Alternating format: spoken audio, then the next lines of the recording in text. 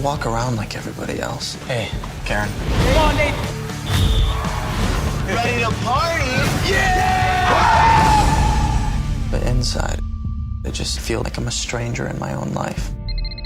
Hello? Nathan, I've got something you need to see. I found this site that shows you what missing kids might look like today. I don't care about being popular. I don't care about people hating on me, but I'm just going to come out and say it. I'm just going to come out and tell people. Are you sure? Now, before you make this move, you got to be absolutely sure about what you're about to say. Let me think about it. Yes, I'm sure what I want to say. Leave this boy alone. This boy Taylor Lautner, man.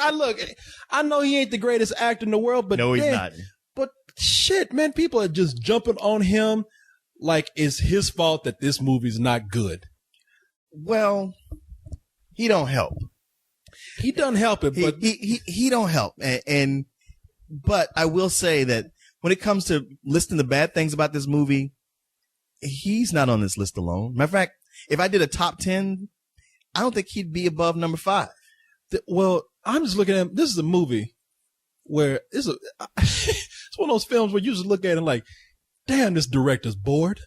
I mean, you could just see him falling asleep behind the camera. The director here being John Singleton. See, that was one of the things, me watching it, I'm going like, well, this is what you get when you get a first-time director or somebody who's used to directing TV shows. Oh, wait, this is John Singleton. What the hell's the matter with him? And it'd be different if it was like, well, all he ever did was Boys in the Hood. But it's like, no, last movie I remember for him was Four Brothers, which was an action movie and a good one. Shaft. Yes, absolutely. No, when I think about Shaft, I'm like, dude, come on. I mean, you know how to do this right. Now, I didn't see the movie, but I even heard, Too Fast, Too Furious, the second Fast and Furious movie he did, even that had his moments. What's wrong with that movie is the script. It ain't Singleton's fault. What's wrong with that movie? No, but looking at this, this has all the elements of a bad movie, script included. But damn, there's a time I wish I was on the set just to come up behind John Singleton and say, wake up! Oh, I know. Come on, man. And in the editing room as well, that had some of the worst editing I've ever seen. Like, I don't always notice bad editing, but here, it just stuck out. Man, I'm going to get into all this in a little bit. I want to talk about this movie a little bit first because this movie, Abduction, is one of the first Taylor Lautner vehicles that we have. I'm talking about Taylor Lautner in his present form, post Twilight. I'm just laughing how you say it. This is one of the first, as if there's a guarantee of more to come. Okay, well, this movie, if Dan Lautner, Taylor Lautner's dad, they have a production company. Okay. Taylor Made Productions. That's a good name. I got to give him that. You got to give him that. All right, nothing else, But his father, Dan Lautner, is one of the producers on this movie. Oh, shit. So you better believe old Dan's in there like, fuck all y'all. I got a production company. You ain't seen the last of my boy. Okay, that's true. He's coming. He's blowing up. Have you seen my little boy? Well, here he is. And somebody needs to teach him how to act. Now, I'm going to defend Taylor Lautner here. I really will. Because this is the kind of movie that is just so lackluster that you have big names in. I mean, damn, you got Sigourney Weaver, you got Alfred Molina. They are made to look bad in this film. Yes. There are parts in this movie. You talk about the editing. There are parts in this movie where somebody walked into the editing room and been like, man, you know what? I don't like Sigourney Weaver. Make her look like an amateur. Cut her shit to make her look bad. Man, she said something to me today I didn't like. Just mess her shit all up. Yeah, maybe it was Dan Lautner, man. Maybe he tried to flirt with her and she said, excuse me. He said, all right, let me see the script. I want her to say this now and this, and then she's out of the movie. There's dialogue so bad in this movie that even talents like Miss Weaver cannot pull it off, man. It is really awful. So in this movie, you have Taylor Lautner.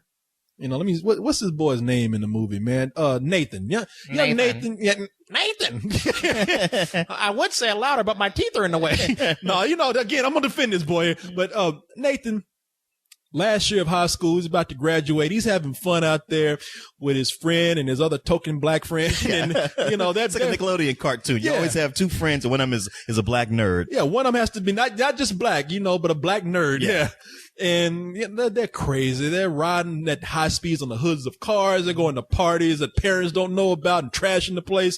A typical teenager, except that when he gets caught by his dad. Now, normally, Leon, your dad and I might come home and just give us a stern talking to if they caught us. Nathan's dad, who's played in the movie about, what's that actor? Jason Isaacs. Jason Isaacs, playing an American here. Now, his dad comes home. gives him a stern talking to, and beats the shit out of him. Yeah, you gotta appreciate that. He's like, oh, you hungover? Okay, good. Put these boxing gloves on. So when I beat the shit out of you, it would only look like it was a fair competition. Yeah. The authorities can't say, I didn't give you a chance to defend yourself. But I'm about to beat the fuck out of you, boy. It's funny because it starts, you go like, okay, this is a loving father who's kind of tough and just showing his boy, but it takes 2 seconds to go to like, nah, man, this is abusive. This is. What the hell? Yeah, his father's like beating the fuck out of him. It's like, come on, all you got? That's all you got? And he's really literally beating the shit out of his son. Maria Bello plays the mom. Yeah. And she's in the house. Now you're thinking maybe that she's an abused wife, but no, she's looking at this like it's like this is going on every week and she's happy with it. She's like, oh, Nathan, see what happens. Yeah, she's like, you shouldn't have been drinking. You might have had the edge. Yeah, his father's like, I'm going to beat the fucking alcohol out of you right now. And, you know, the mom's looking like, my boys. Yeah. By the way, our dads would have slapped the shit out of us. Maybe not as many times as this, but we would have got a beating too. But anyway, what you look at here is that there's something going on here. Why is this a normal routine for his dad? Because it looked like his dad is looking for any excuse to some sort of sparring match with his son. You don't know what's happening. Turns out that one day, Nathan he's studying with this hot girl that he has a crush on, Karen, played by Lily Collins. That girl's got like some of the biggest eyebrows I've ever seen. Yeah. But yeah. She's his Mary Jane who grew up next door across the street from him, always looked at and never said anything. Never said anything. Just so happens, by coincidence, they get stuck on a class project. Well, like all teenagers do before they start studying. They're goofing around on the internet, doing some cruel shit too. They go to a website of missing kids, and this website shows what these missing kids would look like if they got older. What do? They sit there talking about, oh, this kid grew up to look like if you cross Lindsay Lohan with Justin Bieber. Yeah, things like that. Yeah. Just being mean, man. It's like, this kid might be dead. Which, you're right. That is totally mean. And I gotta say, it's also one of the most awkward scenes in that movie. Cause like, as much as you want to defend Taylor Lautner, if you watch that scene again, you can't defend him. It was like, that scene is bad because his acting is terrible. But that's what I'm saying. They're super both awkward. of their acting in that scene is terrible because they're like, this guy looks like so-and-so and yep, Justin Bieber. You know, It's like, Jesus Christ, am I watching a high school play right here? Exactly. Come on. And I like when they get to the picture where they're like, hey, this guy looks like a cross between Taylor Lautner and Taylor Lautner. Like, wait a minute, I'm sitting next to you. And he's like, wait a minute, that does look like me. And he starts researching this. Yeah. And he's like, wait a minute. This kid is wearing a shirt I remember that I got in the garage. Yeah, that and he starts looking like maybe these aren't my real parents, and he goes into the living room. He starts looking at pictures, and it's like, and then it just dawns on him like, wait a minute, my parents are white and I'm Mexican. What? Hold on, these are not my parents. Turns out this information is going back to some Eastern European organization. It becomes very obvious they want to see Nathan dead to the point that they make their way to America, come into the house. Well, actually, they're in Jersey when they see this, but anyway, they make their way to the house.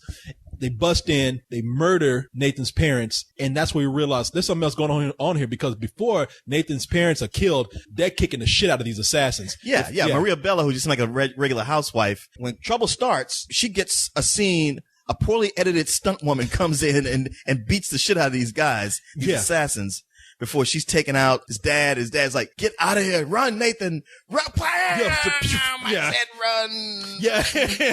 I said, get your no acting ass. Now, he's on the run. He's finally realized, wait a minute, my parents were kicking ass right before me before they died.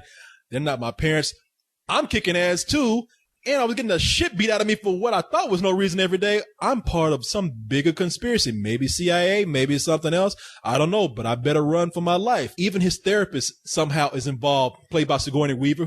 He's been going and talking to her. Turns out she's been watching him. Yeah, she shows up at the hospital. She's like, okay, come with me if you want to live. I got to get you out. You know, pretty much doing a Terminator thing. Yeah. Who are you, really? I'm one of your keepers, Nathan. I'm put in place to look after you. It's the arrangement I made with your father in case something like this ever happened. This is crazy. Call the police or something. I already tried. She has heard too much already. What? Are you serious? As soon as you can, dump those clothes. Don't lose that kid. Now, in less than 20 seconds, we're going to hit a soft curve before the bridge. I'm going to slow down just enough for you to jump out. Jump? It's 30 feet down to the river Dr. bank. Bennett, this is insane. 15 seconds. And remember, from now on, do not trust anybody. I need answers. You've been looking for answers your whole life. You just didn't know what questions to ask. Then the CIA, the head of a branch of the CIA who's headed by Alfred Molina, is coming after him too. So he's part of something bigger that he does not know about as of yet.